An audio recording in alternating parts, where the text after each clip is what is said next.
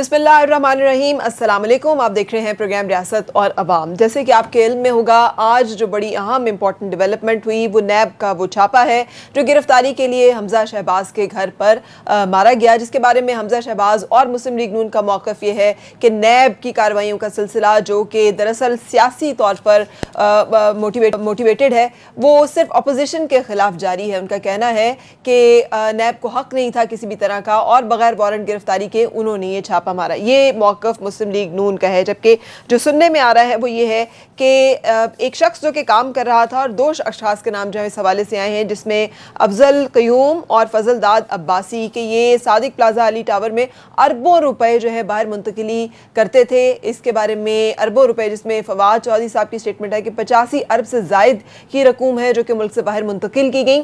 और जब ये मनी लॉन्ड्रिंग की तमाम मामलात और मुकम्मल सबूत जो है वो नैब के पास आ गए तो फिर इस इन्वेस्टिगेशन को अपग्रेड किया गया। 13 अप्रैल 2019 को हमजा शहबाज को इस सिलसिले में बुलाया गया, लेकिन जब वो आज सुबह 10 बजे नहीं हाजिर हुए तो फिर उसके बाद छापा जो है वो गिरफ्तारी के लिए मारा गया। उस गिरफ्तारी के लिए मारे गए छापे के नतीजे में नैब की टीम के ऊपर तशद्दुद किया गया, उनके साथ ताउन नहीं किया गया और जो सूरत हाल है उसके बाद की वो हम सब ने देखी। बात यह है कि ये मुल्क के अंदर जारी ये जो सियासी कशमकश है, जिसका एक अंदिया जो है वो हमें कल आसिफ अली जरदारी साहब ने भी दिया, जहां उन्होंने खिताब करते हुए कहा कि बहुत हो चुका, अब हुक्मरानों को मजीद वक्त नहीं देंगे, लिहाजा तमाम कारकुनान निकलें और इस्लामाबाद की तरफ मार्च करें। जिसके जवाब में इमरान खान साहब ने, वज़ीर आज़म ने खिताब करते हुए कहा कि उन्होंने कहना है कि हुकूमत कहीं नहीं जा रही, लेकिन आसिफ जरदारी जेल ज़रूर जा रहे हैं। ये वो तमाम सियासी महाज है जो कि इस वक्त अपनी गर्मी को और अपनी इंतहा को पहुँचा हुआ है। सवाल यह है कि क्या 18वीं तरमीम और मुकदमात वो मसला है जिसकी वजह से कारकुनान को मार्च करने का कहा जा रहा है इस्लामाबाद की तरफ, और नैब के मुकदमा जो कि मुस्लिम लीग नून के ऊपर है, अगर रिलीफ मिलता है, ECL से नाम निकलता है, तब तो सब अच्छा है। लेकिन अगर उन तमाम मनी लॉन्ड्रिंग के केसेस के हवाले से या तमाम उन सबूतों के ऊपर कार्रवाई कोई अमल में लाई जाती है तो उसके ऊपर जो है वो आवाज़ उठाई जाती है।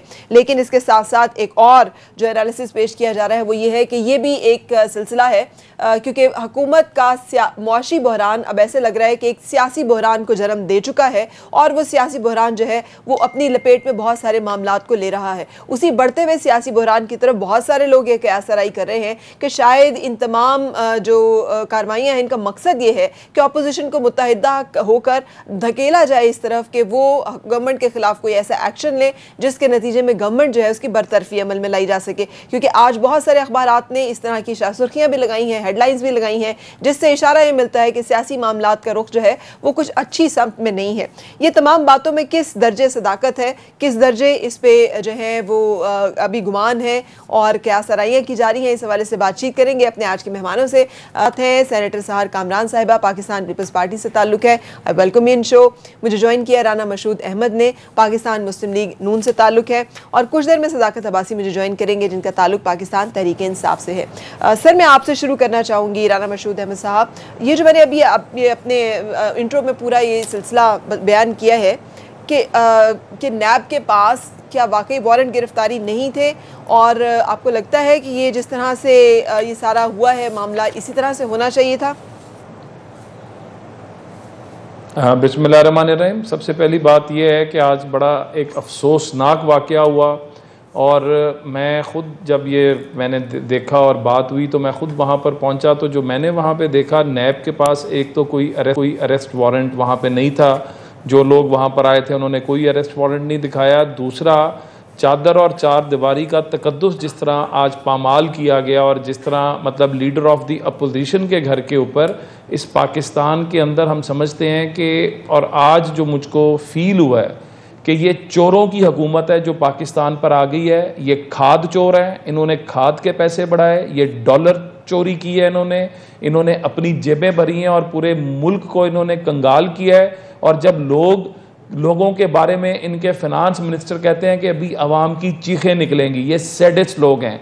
और जब लोग चीखते चलाते हैं और जब लोग ये कहते हैं कि ये महंगाई बहुत ज़्यादा हो गई है, तो फिर ये तवज्जो हटाने के लिए कभी किसी लीडर के वारंट निकालने की बात करते हैं, कभी किसी पे छापे मारने की बात करते हैं। और अफसोसनाक अमर ये है कि इनके तर्जुमान जो है, हमें जो हुकूमती वुज़रा हैं वो बता रहे होते हैं टीवी पे आके कि जी अब इसके पे छापा पड़ना है, अब इस पे पड़ना है। क्या ये अदारे इंडिपेंडेंटली काम कर रहे हैं या ये किसी का इंटरेस्ट वॉच कर रहे हैं। तो अफजल कयूम, फजलदाद अब्बासी, आप जानते हैं इन मुलाजिमीन को जो कि जिनके बारे में नैब ने बात की है कि ये मनी लॉन्ड्रिंग में फ्रंटमैन के तौर पे काम करते थे, 85 अरब रुपए की तहकीकात कर रहे हैं वो कि वो मनी लॉन्ड्रिंग हुई है। उनका कहना यह है कि शहबाज शरीफ के इक़्तिदार में आने के बाद हमजा शरीफ के एहसासों में इजाफा, गैर मामूली इजाफा हुआ, जो इस वक्त जिसके बारे में ये सारा छापा जो है ये कार्रवाई अमल में लाई गई। पहली बात है कि एक एक चीज़ डॉक्यूमेंटेड है। इन्होंने जो जो रिकॉर्ड मांगा, जितनी दफ़ा बुलाया, हमजा शहबाज शरीफ साहब पेश हुए और ये उसी तरह के इल्ज़ामात हैं जिस तरह जब शहबाज शरीफ साहब के बारे में शुरू किया, जब मियाँ नवाज शरीफ साहब के बारे में शुरू किया, ख्वाजा साद रफ़ीक साहब के बारे में शुरू किया, कामरान माइकल के बारे में शुरू किया, मैं किस किस का नाम लूँ और आज निकल क्या रहा है। ये सिर्फ़ और सिर्फ इस्तेमाल किया जा रहा है नैब के अदारे को, सियासी लोगों को, उनकी वफादारियों को, और ये एक मैसेज दिया जा रहा है।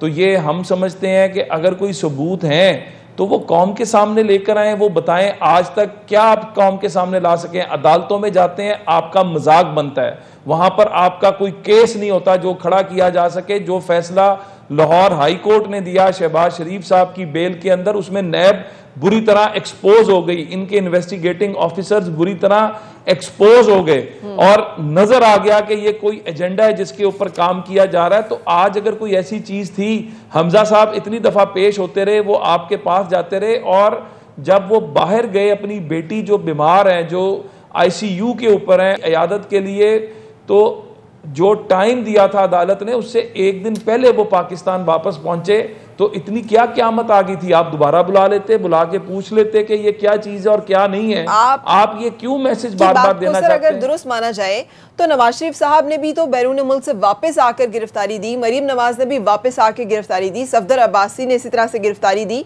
बाकी और लीडरान भी। तो हमजा शहबाज के लिए आपके ख्याल में क्या वो भी गिरफ्तार अगर हो जाते या वो इसमें साथ ताउन करते तो ये एक बेहतर रिवायत और बेहतर मामला ना होता, अगर कुछ ऐसा नहीं है कि जिसके बारे में कोई बहुत परेशानी लाहक है? पहली रिवायतों के ऊपर क्या हो गया, मियाँ नवाज शरीफ साहब, आज उनके हार्ट का जो हाल है, आज जो उनकी तबीयत ख़राब है, उसका कौन जिम्मेदार है? मैं इस नैब के अंदर हमने केसेस की लिस्ट निकाली है, वकील हैं नईम अख्तर साहब, उनको इन्होंने कई महीने पकड़ के रखा और बाद में छोड़ दिया कि कुछ नहीं है। वो जो इतने महीने अंदर रहे और उनके खिलाफ एक जो झूठा ट्रायल होता रहा और जो उनके ख़ानदान को कर्ब गुजरा, उसका कौन जिम्मेदार है? वो जो जावेद साहब जो फौत हो गए यूनिवर्सिटी ऑफ सरगोदा के, इनकी तहवील के अंदर ब्रिगेडियर असद मुनीर साहब जो एम्बेरसमेंट बर्दाश्त ना कर सके, ये इस तरह के हथकंडे इस्तेमाल करके लोगों की, ये ऑलरेडी पाकिस्तान के अंदर कोई बिजनेस करने को तैयार नहीं है, कंड्यूसिव एनवायरनमेंट नहीं रह चुका हुआ, जो रहा सा बिजनेस था वो इस तरह की चीज़ों से ख़त्म किया जा रहा है। PKLI डॉक्टर सईद अख्तर साहब, आप उनको देखें, उनके साथ क्या किया गया। तो यहाँ पर कौन आएगा काम करने के लिए? ऑलरेडी आपकी इन्फ्लेशन कहाँ पर पहुंच चुकी है, आपका GDP कहाँ पर जा चुका है, आपका बिजनेस तबाह हो चुका हुआ है, और ये लोग बैठे हैं, ये सैडिस्ट लोग हैं और चोर और डाकू। मैं आज आपको कहना चाहूंगा ये बात, ये खाद का करे ना नैब कि 3400 से 4500 के ऊपर खाद चलेगी, क्यों नहीं एक्शन लिया गया? पेशावर मेट्रो 30 अरब से उठ के 100 अरब से ऊपर की चलेगी, क्यों नहीं एक्शन लिया गया? मालम जब्बा का केस बनकर पड़ा हुआ है, क्यों नहीं एक्शन, क्यों नहीं छापा मारा गया? तो ये बातें, और अब मैं आपको ये बता दूं कि ये चीजें हम हर फोरम पे लेके जाएंगे। हम फ्लोर ऑफ द हाउस भी उठाएंगे, हम अदालतों में भी उठाएंगे, और हम इंशाल्लाह ताला सड़कों पर भी उठाएंगे। सड़कों पर भी यही कह रहे हैं सेनेटर सहरा अब्बासी साहिबा, सड़कों पर भी उठाएंगे। तो फिर आप लोगों की आपस में, हाँ जी सहर कामरान साहिबा, क्या तय हो चुका है कि मुस्लिम लीग नून जो है वो शामिल होगी? अगर याद है तो आपको 1 साल पहले यही कॉल जो है ये मुस्लिम लीग नून दे रही थी कि सड़कों पे आवाम को आना पड़ेगा। आज ठीक 1 साल बाद आसिफ अली जरदारी साहब वही अल्फाज दोहरा रहे हैं। बिस्मिल्लाहिर्रहमानिर्रहीम। मैं समझती हूँ कि ये हालात हुकूमत ने ख़ुद पैदा किए हैं, वही उसी हुकूमत ने पैदा किए हैं जिस हुकूमत को पार्लियामेंट में पीपल्स पार्टी के प्रेसिडेंट साबिक सदर आसिफ अली जरदारी ने भी और चेयरमैन बिलावल भुट्टो जरदारी ने भी एक बड़ी फ़िराख दिली के साथ जो है ये ऑफ़र दी कि अगर आप पाकिस्तान के लिए काम करें हम आपके साथ खड़े हैं। ना किसी ने इनसे कोई रिलीफ मांगा, ना कोई डील मांगी, ना कोई ढील मांगी। एहतसाब के इदारों के सामने सब पेश हो रहे हैं, मगर ये हुकूमत खुद जान चुकी है कि उनकी नाकामी है, ये हुकूमत चलाना इनके बस की बात नहीं है। वो एक ऐसा माहौल जो है ख़ुद क्रिएट कर रहे हैं, वो प्रोवोक कर रहे हैं अपोजिशन को कि वो इकट्ठी हो और इनको कोई सेफ़ एग्ज़िट दे। ये बताओ, ये कोई और नहीं कर रहा। आज तो मुझे बड़ी हैरत है कि आज जो है इमरान खान साहब ने ज़रबे अज़्ब पे भी सवाल उठा दिए। यानी वो ऑपरेशन जिसको हम समझते थे कि अफवाज पाकिस्तान की बहुत बड़ी कामयाबी है कि उन इलाकों में जहां कोई पाकिस्तान का झंडा नहीं लहरा सकता था, वो स्पेस जो है कैप्चर करी। आज तो इमरान खान ने कहा कि फ़ौजियों को अमेरिका ने भेजा था, जिसको हम ये कहते थे कि ये हमारा अपना ऑपरेशन है इंतहा पसंदी और दहशतगर्दी के खिलाफ। थोड़ा सा इस चीज़ पे आएंगे कि बलूचिस्तान में हुकूमत बनाने में आखिर आप लोगों का साथ बड़ा अहम किरदार, सेनेट में हुकूमत साजी में, सेनेट में वो एक मौजूदा अक्सरियत और मतलब चेयरमैन बनाने में आप लोगों का कॉपरेट, उस वक्त पाकिस्तान तहरीक इंसाफ अच्छी थी। अब क्या ऐसा बुराई हो गई है कि जिसकी वजह से अब आपको सारी खराबियां, सारी खामियां जो हैं अब तहरीक इंसाफ में नजर आ रही हैं? अगर मैं आपसे कहूँगी कि 2014 के भी आप धरने को देख लें, क्या पीपल्स पार्टी पार्लियामेंट बचाने के लिए इकट्ठी खड़ी नहीं हुई? क्या पीपल्स पार्टी के ऊपर क्या PMLN जो है वो केसेस या बयानात नहीं बना रहे थे? बिल्कुल, केसेस भी बन रहे थे, बयानात भी हो रहे थे, लेकिन पीपल्स पार्टी जहां पाकिस्तान की बात आती है वहां पर उसकी दो राय नहीं होती, एक राय। ये बिल्कुल देखिए, पार्लियामेंट का इस्तेकाम जो है पाकिस्तान के लिए बहुत ज़रूरी है। आज जो आपकी इकोनॉमी को, आपकी मईशत को जो चैलेंजेस हैं वो पॉलिटिकल इंस्टेबिलिटी की वजह से हैं। वो इस वजह से हैं कि हुकूमत की तवज्जो अमूरे हुकूमत की तरफ नहीं है, अपनी जिम्मेदारियों की तरफ नहीं है, उनकी सिर्फ गालियाँ देने पे, पॉलिटिक्स को पॉल्यूट करने पे और धमकियां देने पे इस पर है। और मईशत को जिस नहज पर ले जाया गया है कि आज भी अपोजिशन नहीं उठेगी। अब हम क्या चाहते हैं कि डॉलर 142 का हो गया, आज भी हम खामोश रहे। 81 पैसे जो है बिजली कल बढ़ गई, अपोजिशन जी बढ़ गई जी। क्या अपोजिशन के उठने का मतलब अब मुश्तरका कोई हिकमत अमली है मुस्लिम लीग नून की या पाकिस्तान पीपल्स पार्टी की, या अभी भी आप सिर्फ जिसे कहते हैं पॉइंट टू पॉइंट एक दूसरे के साथ हैं? देखिए, पाकिस्तान की जब बात आएगी ना, जब पाकिस्तान के मसाइल की बात आएगी तो मैं समझती हूँ कि अपोजिशन इकट्ठी होगी, क्योंकि सबको उस जिम्मेदारी का एहसास है जिसको आज तक PTI को उसका एहसास नहीं हो सका। वो आज तक एक तजर्बागाह बनाए हुए हैं उन्होंने, सबसे बड़े सूबे को भी और वफाक को भी। सिंध के बारे में क्या ख्याल है? देखिए, सिंध में तो 11 साल से जमहूरियत का सिलसिला जारी है ना, आप ही की हुकूमत है। देखिए, तो आप परसेप्शन को आप एक तरफ कर दीजिए। सिंध के अंदर आप ये देखें कि इंतहाई कामयाब ऑपरेशन जो कराची ऑपरेशन था, क्या मिट्टी में भूख से बढ़ते हुए बच्चे हकीकत नहीं है? देखिए बात ही, आप अगर इस तरह से मैं कहूँगी, यकीनन ये एक ऐसा मसला है जो सिर्फ सिंध के नहीं पूरे पाकिस्तान का है। आप KP में भी देखें, आप बाकी भी देखें, हमारा देखें, आप ये भी देखें कि थर से बिजली निकली। आप ये भी देखें कि NICVD बेस्ट हॉस्पिटल्स हैं दुनिया के, एशिया के, जो सिंध के तकरीबन हर बड़े शहर में मौजूद है। आप ये देखें कि सिंध के हर डिस्ट्रिक्ट के अंदर आला तालीमी इदारा है। तो हर चीज़, मसला ये है कि परसेप्शन ऐसा बिल्ड किया गया है, एक नरेटिव ऐसा बिल्ड किया गया है कि आप जो है वो हाफ ग्लास जो है वो एम्प्टी तो दिखाते हैं, हाफ ग्लास फुल नहीं दिखाते। ऐसा नहीं है कि सिंध के अंदर जो है आपको सिर्फ तबाही नजर आ रही है। अभी तो सब झूठे दावे। अगर थर के अंदर बिजली निकल आई जिसके ऊपर आप कभी जो है मजाक उड़ाया करते थे, तो आपको फिर सिंध का शुक्रिया अदा करना चाहिए। अगर जो है सिंध के अंदर NICVD में लेजर, देखिए सिंध जो है आपको सबसे ज्यादा रेवेन्यू जनरेट करके दे रहा है। कराची के मसाइल, आप कराची को सिंध से अलग क्यों कर रहे हैं?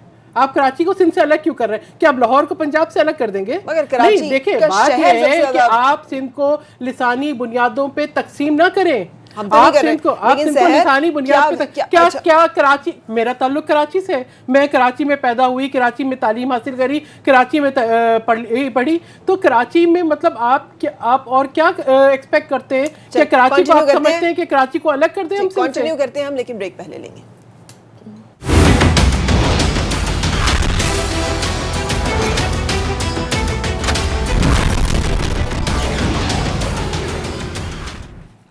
खुशामदीद, आप देख रहे हैं प्रोग्राम रियासत और अवाम। मैं राना मशहूद साहब जानना चाहूँगी, जो पॉइंट ऑफ व्यू दिया जा रहा है उसके मुताबिक यह है कि लाहौर हाई कोर्ट के हुक्म के मुताबिक 10 रोज़ गिरफ्तारी से कबल हमजा शहबाज जो हैं उनको बताना ज़रूरी है, जबकि सुप्रीम कोर्ट का जो ऑर्डर है उसके मुताबिक आप किसी को भी वो गिरफ्तार कर सकते हैं बगैर कोई भी बताए हुए। क्या यही बात आप कर रहे हैं? देखें, दो चीज़ें हैं। सुप्रीम कोर्ट का जो फैसला है वो एक जनरल ऑर्डर है, मतलब जिसके अंदर नैब के खिलाफ कोई बात हुई और उसमें उन्होंने कहा कि जी मतलब आपने अगर किसी के खिलाफ ठोस शवाहिद मौजूद हैं तो आप उसके ऊपर विदाउट वारंट भी गिरफ्तार कर सकते हैं, विदाउट नोटिस गिरफ्तार कर सकते हैं।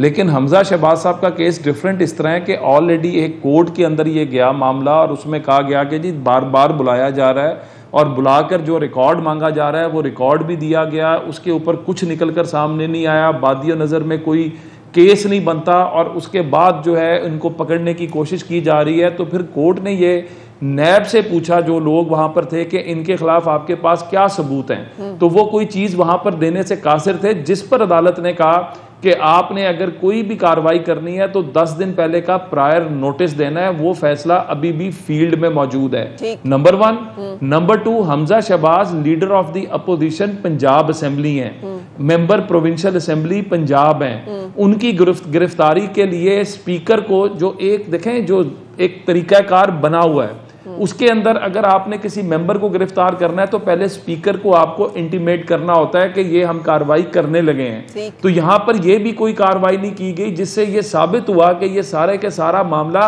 बदनीयती के ऊपर मबनी है। अच्छा, तो अब इसका क्या नतीजा निकलेगा? क्या इसी तरह से सारी बातें चलेगी और शहबाज शरीफ साहब जो हैं वो मुल्क से बाहर चले जाएंगे और फिर उनके बारे में क्या है कि वो वापस आएंगे नहीं आएंगे? नवाज शरीफ साहब का क्या मुस्तकबिल का प्लान है? मुस्लिम लीग नून का लाया अमल क्या है? देखें, ये बहुत बड़ी ज़्यादती की बात होती जब ये कहा जाए कि वो जाएंगे और वापस नहीं आएंगे। मियाँ नवाज शरीफ साहब गए अपनी बेगम साहिबा को, और मैं समझता हूँ कि इससे बड़ी कुर्बानी नहीं हो सकती कि बिस्तरे मर्ग पर छोड़ कर आए।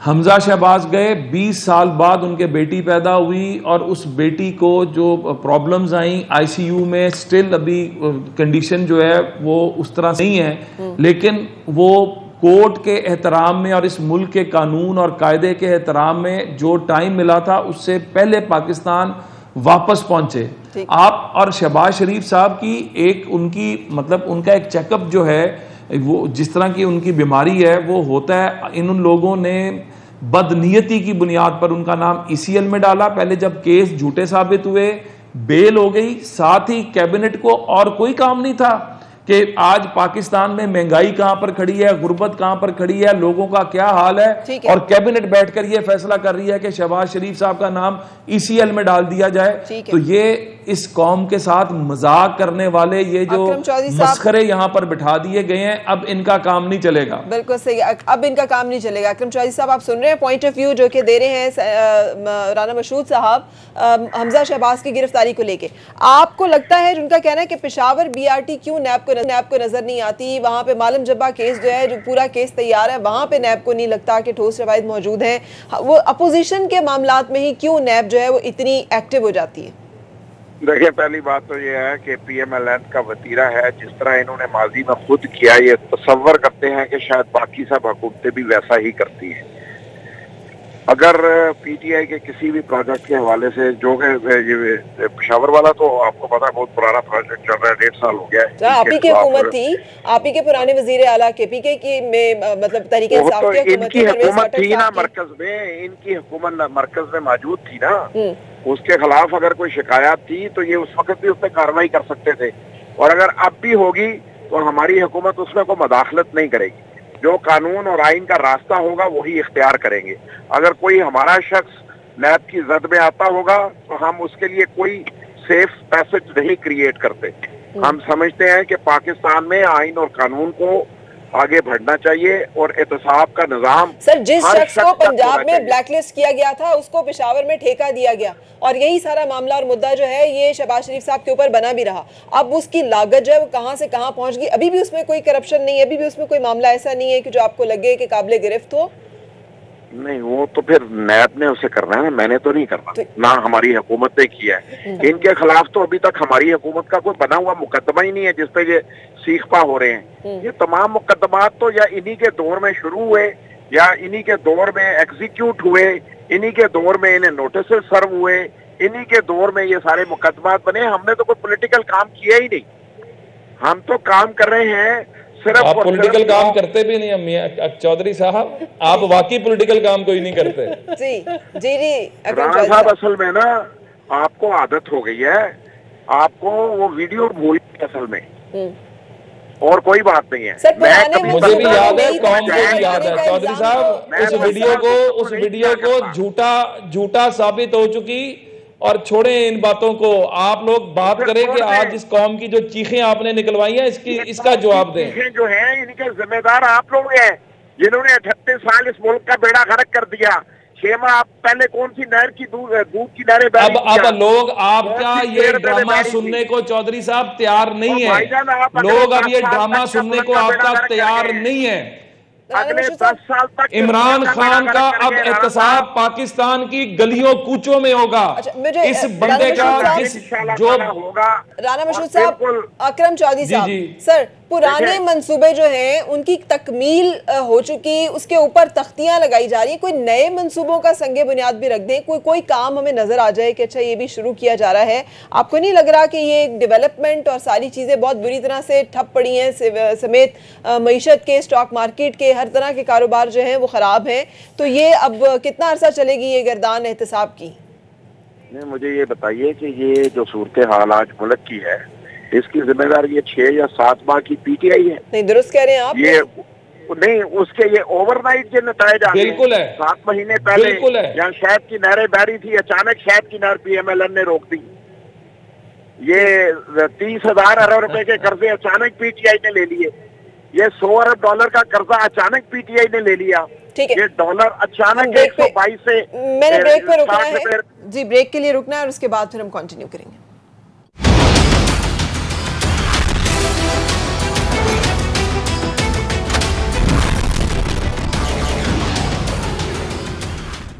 खुश आमदीद, आप देख रहे हैं प्रोग्राम रियासत और अवाम। सेनेटर सहर कामरान साहिबा, पाकिस्तान पीपल्स पार्टी का ये कहना है कि 18वीं तरमीम का मसला है जिसकी वजह से हम मार्च करेंगे, हम लात मार के हुकूमत गिरा देंगे अगर 18वीं तरमीम को छेड़ा गया। बिलावल भुट्टो साहब ने कहा। लेकिन साथ साथ आप ये देखें कि पाकिस्तान तहरीक इंसाफ की तो सिर्फ अक्सरियत कितनी है नेशनल असेंबली में, 14 सिर्फ मेंबर है सेनेट में। कैसे 18वीं तरमीम वो ला सकते हैं जिसके लिए कि दो तिहाई अक्सरियत कम से कम चाहिए होती है? देखिए, बात ये है कि वो तो ला ही नहीं सकते। आप सही कह रही हैं, फ़र्क कि वो ला नहीं सकते, लेकिन आप ये देखिए कि माहौल क्या पैदा कर रहे हैं। मैंने क्या सवाल करना था या हमने क्या कमेंट करना था? आप प्राइम मिनिस्टर साहब का अपना स्टेटमेंट, वो कहते हैं कि 18वीं तरमीम से वफाक दिवालिया हो गया। ये मैं तो नहीं कह रही, मगर वो तो कर ही नहीं सकते। देखिए वो आपको भी पता है, देखिए इंटेंशंस जो उनकी हैं, इन्हीं इंटेंशंस को लेके वो कभी किसी के ऊपर किसी किस्म का दबाव डाल रहे हैं। आज मुझे ये लगता है फरा कि नैब जो है वो वजीर आज़म खुद बन गए हैं। उनको पता होता है किसी गिरफ्तारी होनी है, उनको पता होता है किस पे केस होना है। अभी राना मशहूद साहब नाम गिनवा रहे थे, मैं एक और आपसे अफसोसनाक खबर शेयर करती चलूँ कि डॉक्टर ताहिर अमीन, उनकी मैं बहुत इज्जत करती थी, कायद-ए-आज़म यूनिवर्सिटी में इंटरनेशनल रिलेशंस के वो डिपार्टमेंट के हेड रहे और बहाउद्दीन ज़िक्रिया यूनिवर्सिटी के वाइस चांसलर थे। और आज उनको हार्ट अटैक से डेथ हुई है। उस हार्ट अटैक को आप रिलेट करें कि पिछले साल अगस्त में उन्होंने खुदकुशी की कोशिश की। तो ये किस किस्म का माहौल है? ये आपको ये माहौल आप लोगों के सर भी आएगा, क्योंकि आप और पाकिस्तान मुस्लिम लीग नून की हुकूमत ने नहीं लॉस चेंज किए नैब के। अब ये सारी जिम्मेदारी आप तहरीक इंसाफ पे नहीं डाल सकते। बिल्कुल आप सही कह रही हैं, इस बात को हम मानते हैं, हम चाहते थे, लेकिन उस वक्त मुस्लिम लीग नून ने शायद ये नहीं सोचा था कि इसका टेम्परेचर ये भी फील करेंगे। और आज ये पीटीआई नहीं सोच रही है, ये हर चीज़ पर उंगलियां उठेंगी। ये जो डॉलर की कीमत जो है वो बढ़ी है, जो रुपए की कदर गड़ी जो कम हुई है, इस पर भी सवाल उठेंगे। बीआरटी मंसूबे पे अभी तो खुद रिपोर्ट इनकी आ गई कि 7 बिलियन की किकबैक्स है। मैं तो समझ रही थी कि दोनों वजीर आला साबिक और मौजूदा दोनों गिरफ्तार होंगे, इसी तरीके से उनके घरों पर रेड होंगी, उनके जो है अहले खाना के साथ भी वही सलूक किया जाएगा जो सिंध के स्पीकर के साथ किया गया। लेकिन आपको कॉल और फेल का तजाद नजर आता है। तो बात यह है कि ये बात हम नहीं कह रहे, ये बारहा वजीर आजम साहब, आप ये देखें 8वीं तरमीम के ऊपर हमला नहीं था। कल एक पॉइंट में आपको बहुत इंपॉर्टेंट, कल एक तखलियाती इस्लामाबाद नेशनल यूनिवर्सिटी उर्फ प्राइम मिनिस्टर हाउस में बैठ के एक जो है वो ख्याली हैदराबाद की यूनिवर्सिटी का संगे बुनियाद वजीर आजम ने रखा एक ऐसा वक्त देख के जबकि उनको पता था कि आज 4 अप्रैल जो है वो शहीद जुल्फिकार अली भुट्टो की शहादत का दिन है और पीपल्स पार्टी के तमाम चाहने वाले उधर जमा होंगे, ना वजीर आला सिंध, ना सिंध की काबीना, ना सिंध की असेंबली, कोई शामिल नहीं। वो फैसले कर रहे हैं एक ऐसी यूनिवर्सिटी का क़याम जिसकी न ज़मीन न वजूद। तो देखें, आपको लगता है कि उनको पता है कि एजुकेशन जो है वो सूबाई डोमेन है, तो बारहा आपको लेकिन आप देखें ना, यहाँ पे आके प्रॉब्लम आता है कि सूबाई डोमेन बिल्कुल है, लेकिन 18वीं तरमीम जब मुमकिन ही नहीं है उसमें तब्दीली, आप खुद आईनी तौर पे अवेयर हैं और आप सब मुझसे तो बहुत बेहतर जानते हैं और किसी भी शख्स से ज़्यादा बेहतर जानते हैं कि पाकिस्तान तहरीक इंसाफ के पास तो वो अक्सरियत ही मौजूद नहीं है। सिर्फ 14 मेंबरान सेनेट में, आप बैठे हुए अक्सरियत में सेनेट में, आप पास होने देंगे? वहाँ पे दोनों ऐवानों से इसका मंजूर होना अक्सरियत के साथ जरूरी है, जो नहीं है उनके पास मेजॉरिटी। बिल्कुल आप सही कह रही हैं, लेकिन आप ही देखें तो फिर इसको इशू क्यों बनाया जा रहा है? असल इशू क्या है? इशू नहीं, ये अवेयरनेस क्रिएट की जा रही है ताकि अवाम को पता लगे जो लोगों के ऊपर दबाव डाले जा रहे हैं ना, छापे मारे जा रहे हैं, ये केसेस बनाए जा रहे हैं, ये आप ये देखें कि जिस किस्म की फिजा है जिसका नुकसान पूरे मुल्क को हो रहा है। यानी एक नॉन इशू के पीछे आप पूरी कौम को इस वक्त अवाम को रोड पे ला रहे हैं। नहीं, हम सूबाई खुद मुख्तारी, हम जो अवाम के मसाइल हैं, हम जो ये बढ़ती हुई कीमतें हैं, आज आप ये देखें कि मैं बाकी इंडस्ट्री की बात ना करूं, मैं खाली इन्फ्लेशन की बात नहीं करूं, आपकी मीडिया इंडस्ट्री तबाह है। अगर आप ये देखें कि क्या हाल हो गया है प्रिंट मीडिया का, इलेक्ट्रॉनिक मीडिया का, आज सवाई सोशल मीडिया के क्या एग्जिस्ट कर रहा है, सोशल मीडिया भी अंडर प्रेशर है। तो बात यह है कि जहाँ पे वजीर आजम साहब इस बात का नहीं करते इंतज़ार कि किसी चीज़ की तहकीक कर लें, किसी दिन वो समंदर से तेल निकाल देते हैं, किसी दिन जो है उनको ये नहीं पता लगता कि डॉलर की कीमत क्यों बढ़ी, किसी दिन वो कोई और स्टेटमेंट दे देते हैं। तो आप ये बताएं कि ऐसे हालात के अंदर क्या हम आवाम की आवाज़ में आवाज़ भी ना मिलाएं? मशरूद साहब, आप शामिल हो रहे हैं फिर इस लॉन्ग मार्च में, ये जिसकी कॉल दी गई है, या इस दफ़ा फिर नून लीग जो है वो एतराज़ करेगी, साइड पे रहेगी? देखें, पहली बात तो ये है कि जो अभी मोहतरमा बात कर रही थी, इसमें मैं 2 चीज़ों का एडिशन करूँगा कि ये क्यों करती है पीटीआई की हुकूमत या इमरान खान साहब, क्यों शोशा छोड़ देते हैं कि हम 18वीं तरमीम, पहले इलेक्शंस के अंदर इनका सबसे बड़ा प्रॉब्लम करप्शन लगता था, आज इनकी सबसे बड़ी प्रॉब्लम जो 18th अमेंडमेंट लगती है। वो मुझे जब ये इस तरह की गुफ्तगू करते हैं या इनके जब लीडर्स आते हैं, तो एक माजी का गाना था मिस्टर फ्रॉडिये, और उस फ्रॉडिये के अंदर जो है वो कौम को इसी तरह जो है वो फ्रॉड करते थे। ये कौम के साथ फ्रॉड किया जा रहा है। अच्छा। ये तवज्जो हटाने की कोशिश है महंगाई से, गुर्बत से, बेरोजगारी से, जो इन्होंने आप सर देखें इस वक्त हालात ये बन गए हैं कि पाकिस्तान की आवाम जो है उसकी, मैं समझता हूं कि हम लोग अपने हलकों में जाते हैं, हम जब आवाम से मिलते हैं, हमारी पूरी कोशिश रही है कि जिस तरह ये दूसरे महीने कंटेनर पर आ गए थे, धरनों पर आ गए थे, हम इनको मौका दें पाकिस्तान के लिए, पाकिस्तान को बेहतर करने के लिए। हालांकि ये पाकिस्तान की तारीख नहीं, सुन लीजिए, ये पाकिस्तान की तारीख के बदतरीन इलेक्शन थे, ठीक है, लेकिन अब हमारी अपनी मजबूरी बनती जा रही है क्योंकि हमारा वोटर और सबसे बढ़कर पाकिस्तान अवाम अब इनको बर्दाश्त करने को तैयार। ठीक है सर, आपका पॉइंट आ गया, मैं ब्रेक के लिए रुकूंगी और उसके बाद कंटिन्यू करेंगे।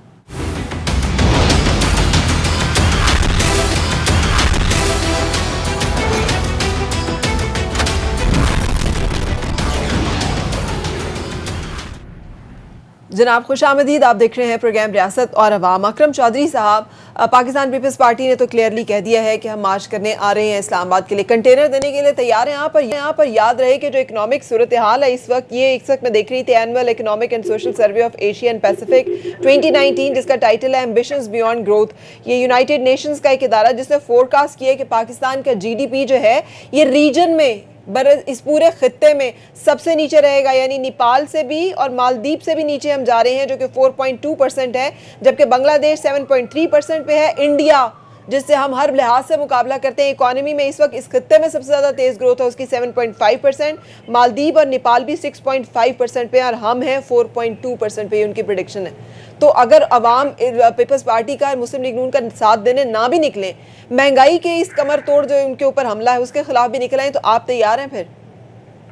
देखिए, हम तैयार हैं इस चीज के लिए कि जो कुछ इन्होंने 1988 से 99 तक इस कौम के साथ इस तरह की तर्ज हुकूमत किया, उसका नतीजा इन्होंने 99 में कौम को दिया और इस मुल्क को मार्शल लगा। उसके बाद ये 2008 में तशरीफ लाते हैं और 2018 तक इन्होंने करप्शन का जो बाजार इस मुल्क में गर्म किया, उस तर्ज हुकूमत के नतीजे में आज मुल्क का ये हाल है। हम तो इसका हाल और अहवाल ठीक करने की कोशिश कर सकते हैं और इंशाल्लाह करके रहेंगे। हमने 23 साल अगर जमात ने जिद्दोजहद की है तो हम भी जिद्दोजहद हुकूमत भी करेगी, लोगों की हालत को भी बेहतर करने की कोशिश करेगी। अभी आप जिक्र कर रही थी इनके अदालत के कवानीन बदलने की। अगर ये बाकी बहुत से कामों के लिए एदारों कर सकते हैं तो इन्हें चाहिए था कि पूरी कौम के साथ बैठ के भी एहतसाब के लिए, क्योंकि एहतसाब इस कौम का इशू है। इस मुल्क में करप्शन कोई भी करे, मैं करूं या ये हुकूमत करे या इनके लोग करे, उनके लिए इन्हें ऐसे कवानीन बना लेने चाहिए थे जबकि इनके पास 2/3 मेजोरिटी भी बनती रही, क्योंकि एनआरओ के बाद इनके पास इकट्ठे थे सीओडी के तहत, तो इन्हें ऐसे कवानीन बना लेने चाहिए। चौधरी साहब, आपको सीरियसली नहीं लग रहा कि इस एहतसाब की वजह से एक मईशत का पहिया जाम है, लोगों का एतमाद नहीं बहाल हो पा रहा, सरमायाकारी नहीं हो रही? फिर इसका मतलब है मनी लॉन्ड्रिंग की खुली छुट्टी दे दी जाए, चोरी डाके डकैतियां कत्ल गारत सबकी खुली छुट्टी दे दी जाए, इसलिए कि जी उससे इकदामत को नुकसान पहुंच रहा है। ऐसा नहीं हो सकता। ये इसीलिए प्रॉब्लम आ रहा है कि इन लोगों के जितने गहरे पंजे हैं बड़े बड़े पैसों के, इन्होंने उसको इस मुल्क में अपने नेगेटिव इस मुल्क की कौम के लिए इस्तेमाल करना शुरू किया हुआ है। इसका इंकशाफ भी आने वाले दिनों में आपको होता चला जाएगा। इस मुल्क की इकोनॉमिक्स की इन लोगों ने बर्बाद की, कौन कोशिश कर रहे हैं। अच्छा, लेकिन फिर लोग ये भी तो रहेगा, कौम को भी नजर आ जाएगा। लेकिन ठीक बात है, जब तकलीफ आती है तो कौम को बर्दाश्त करनी पड़ती है। अच्छा, लोग ये भी तो कह रहे हैं ना कि पाकिस्तान पीपल्स पार्टी कहती है कि फरियाद दायित्व के लिए जेआईटी बन सकती है, तो अलीमा खानम के लिए जेआईटी क्यों नहीं बन सकती? उन्हें सिर्फ जुर्माना देके माफ क्यों कर देते हैं? तो अगर इन्हें पूछे ना कि थर में जो 500 बच्चे मर गए, सुनामी ट्री के बारे में पूछना चाहती हूँ, मैं तो सुनामी ट्री के बारे में पूछना चाहती हूँ, मैं तो बीआरटी मंसूबे के बारे में पूछना चाहती हूँ, मैं तो हेलीकॉप्टर के नाजायज इस्तेमाल के बारे में पूछना चाहती हूँ, मैं तो नौसेना के बारे में पूछना चाहती हूँ। इख्तियार करें, ठीक है, कानूनी रास्ता इख्तियार करें। हाँ, इन्हें क्या इख्तियार करें, मैं उनका स्पोक्स पर्सन नहीं हूँ, जो चाहे करेंगे। आज तो नैब के तर्जुमान जो है वजीर आजम खुद है। आज तो नैब की पेशन गोइया वजीर आजम खुद करते हैं। ठीक है, राना मशरूद साहब कुछ कहना चाहते हैं? इनके पास कहने के लिए कुछ नहीं है, इसलिए ये वो गुफ्तगू कर रही है नॉन इश्यूज को इश्यूज नहीं। मैं तो ये बता रही हूँ कि आप लोग जाते जाते 1 करोड़ लोग बेरोजगार और 50 लाख घर मिसमार करके जाएंगे, मगर 300 केनाल के ऊपर बनी हालांकि जो आपका ताजमहल है उसको कुछ नहीं होगा, वो रेगुलराइज हो जाएगा। बनी गाला का रेगुलराइज हो जाएगा। कर लेना था वो 20-22 साल से था, कुछ कर लेना था आपने, कुछ कर लेना था आपने। उनका कहना है वो सही कह रहे हैं। देखिए बात ये है, अभी आप कर लेना, अगर आप सबको बारी-बारी टाइम दें तो बेहतर होगा। फरमाइए जी। देखें, दो चीजें हैं। ये बड़ी ढिठाई के साथ यहाँ पर आकर बैठकर कहा जाता है कि जी इतने साल कौम, अब ये झूठ भी कौम के सामने एक्सपोज हो चुका है। वो लोग जो मुशर्रफ के साथी थे, जिस दौर में पाकिस्तान का बेड़ा गर्क हुआ, फिर उसके बाद आज पीटीआई के अंदर बैठे कौन लोग हुए हैं जो पाकिस्तान को लूटते रहे, चाहे उन्होंने पीपल्स पार्टी का लबादा उड़ा, चाहे पीएमएलएन का लबादा उड़ा, चाहे मुशर्रफ का लबादा उड़ा। वो तमाम लोटे और लुटेरे जो हैं वो पीटीआई के अंदर आकर बैठ गए। ये इतने एहतसाब की बात करते हैं तो इन्होंने उन लोगों को टिकटें क्यों दी जिनके खिलाफ नैब में केसेस थे, जिनके खिलाफ ऐसे एलिगेशन थे? ये अगर इतने ही एहतसाब के हामी थे तो आज जब बीआरटी का हुआ तो इन्होंने उस पर खुद कार्रवाई क्यों नहीं शुरू कराई? फॉरेन फंडिंग केस पीटीआई का अदालतों के अंदर इन्होंने स्टे लेके रखे हुए। ऐसे दूधों धुले बनने की कोशिश ना करें। कौम आपका असल चेहरा जान चुकी है और मैं फिर कहूंगा कि आप लोग नाअहल नहीं है, आप चोर और डाकू हैं। आपने इस मुल्क की खाद पे डाका मारा, जहांगीर तरीन को आपने फायदा पहुंचाया, खाद को महंगा करके, चीनी को महंगा करके आपने फायदा पहुंचाया, डॉलर को ऊपर करके आपने चंद लोगों की जेबें गर्म की। इनके ऊपर रेफरेंस बनेंगे और कौम आपसे एक एक पैसा निकलवाएगी। राना मशरूद साहब, थैंक यू सो मच। बहुत शुक्रिया चौधरी साहब आपका साथ रहने के लिए। हम आपसे इजाजत लेंगे, इंशाल्लाह कल फिर आपसे मुलाकात होगी। उस वक्त तक के लिए अल्लाह हाफिज।